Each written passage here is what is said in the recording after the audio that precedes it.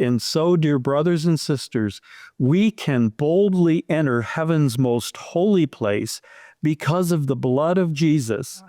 By his death, Jesus opened a new and life-giving way through the curtain into the most holy place. And since we have a great high priest, Jesus, who rules over God's house, let us go right into the presence of God with sincere hearts, fully trusting him. For our guilty consciences have been sprinkled with Christ's blood to make us clean, and our bodies have been washed with pure water.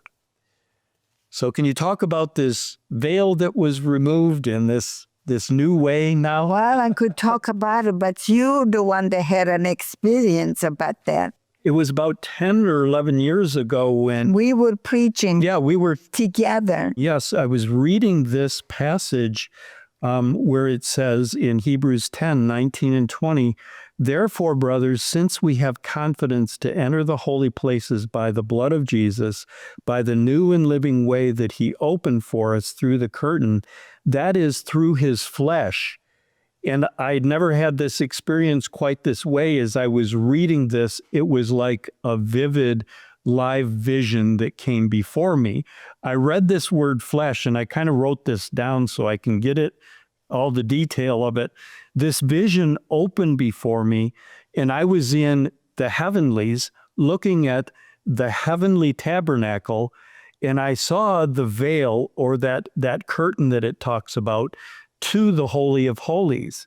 All around me it became stormy, and a wind started to pick up, blowing at this veil. This wind was just blowing at it, and then I saw the cross of Jesus appeared right in front of that veil. And Jesus was on the cross. It was like the final moments before his death. My God. And this storm grew stronger and stronger, stronger and darker, and the wind was blowing faster and faster. Then I saw some of Jesus' flesh like tear away from him. And as it did, it flew and hit that veil.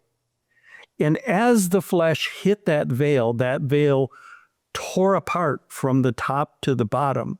I felt compelled to move toward where that veil had been ripped. And when I got closer to where the cross was right in front of that veil, I saw into the Holy of Holies, and I saw sitting in there was what I recognized as the Ark of the Covenant, which was foreshadowing of God's presence and our connection with God's presence. That wind was still blowing, and Jesus was still on the cross.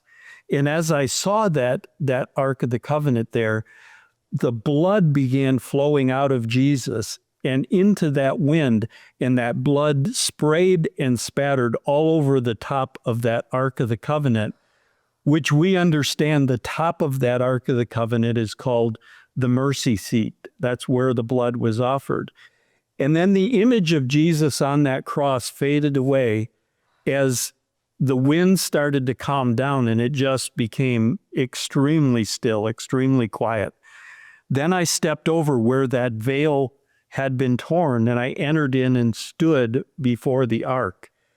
Then right there was like a bright light that came into that room, and I looked down at the blood that had been sprayed upon the mercy seat, that had gone on that mercy seat, and I was thinking, this isn't like I see blood and then it dries up. That blood was alive, and it was vibrant, like it had life in it. And then I looked at my hands in this. I'm standing there in front of that ark with the blood, the flesh that had ripped the veil. I look at my hands, and in my right hand, I was holding the cup of communion. And in my left hand, I was holding a piece of bread. It was the communion elements.